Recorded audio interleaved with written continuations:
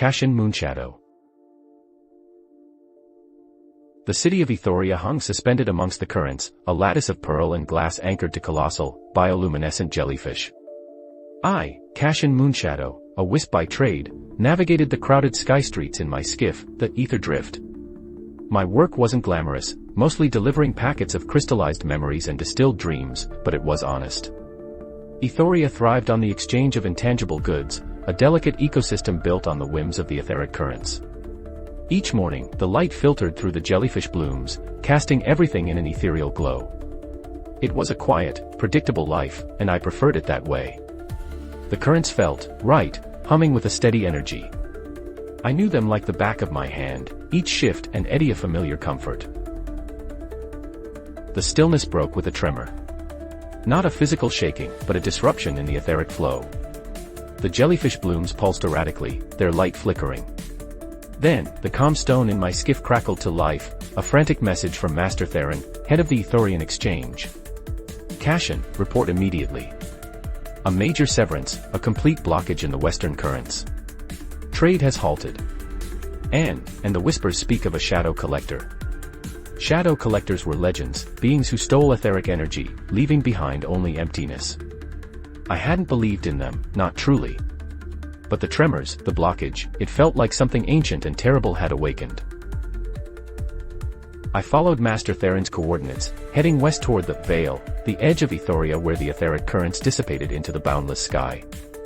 The closer I got, the more oppressive the silence became. Normally, the Veil buzzed with energy, a vibrant cascade of colors. Now, it was a muted gray, almost dead. I deployed my skiff's etheric sensors, scanning for anomalies. The readings were chaotic, a tangled mess of disrupted energy.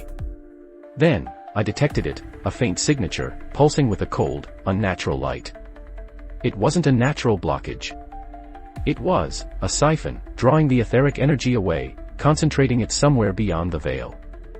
And surrounding the siphon, a distortion, a shimmering, almost invisible barrier, actively suppressing any attempt to penetrate it. As I circled the siphon, a vessel emerged from the distortion, a sleek, obsidian skiff, piloted by a figure cloaked in shadows. He, or it, didn't acknowledge my presence, simply continuing to operate the siphon, intensifying the blockage. When I attempted to hail him, my comstone crackled with static, blocked by some advanced technology.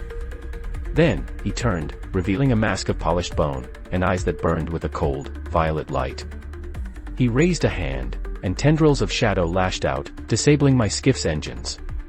You interfere with the reclamation, a voice rasped, devoid of emotion. The ether is not yours to trade. It belongs to the void. He identified himself as Forlag, a descendant of the ancient beings who predated Aithoria, beings who saw the ether as a sacred, untamed force. Forlag intended to sever Aithoria's connection to the ether, plunging the city into darkness and chaos. I was outmatched, my skiff crippled. I could attempt to flee, alert the exchange, but that would only buy time. I realized I had to do something risky. I remembered a forgotten technique, a method for manipulating etheric resonance, taught to me by my grandfather, a scholar of lost lore. It was dangerous, requiring precise calibration and a willingness to expose myself to the raw etheric energy. It could overload my wisp abilities, but it was the only way to disrupt Forlag's siphon. I made the decision, recalibrating my skiff's energy matrix, preparing to channel the etheric resonance directly into the siphon's core. I activated the resonance disruptor, and a surge of energy coursed through my skiff, threatening to overwhelm my senses. The ether around me crackled and flared, responding to my manipulation. Forlag reacted swiftly, unleashing a barrage of shadow tendrils, attempting to disable my system. But I held firm, focusing all my energy on the resonance frequency. The siphon shuddered, its core destabilizing. A wave of energy erupted, throwing both our skiffs backward.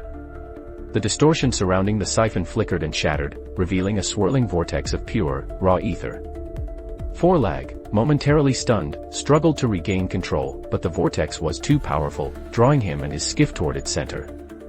The siphon began to collapse, its energy dissipating into the surrounding currents.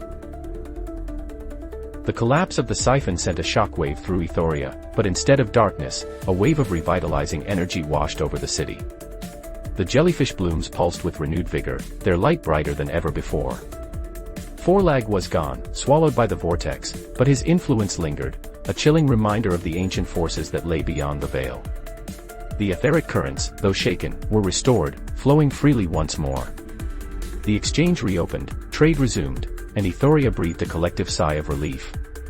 The city was safe, but changed, aware of its vulnerability and the darkness that lurked beyond its luminous borders. In the aftermath, I returned to my work, delivering packets of memories and dreams. The experience had altered me, imbued me with a deeper understanding of the ether and the delicate balance that sustained Ethoria. The exchange established a new division, dedicated to monitoring the veil and researching ancient lore, a direct response to Forelag's attack. I was asked to join, to share my knowledge and experience. I accepted, realizing my life as a simple wisp was over. I was no longer just a deliverer of dreams, but a guardian of them, a sentinel watching over the luminous city suspended amongst the currents, forever vigilant against the shadows that threatened to consume it.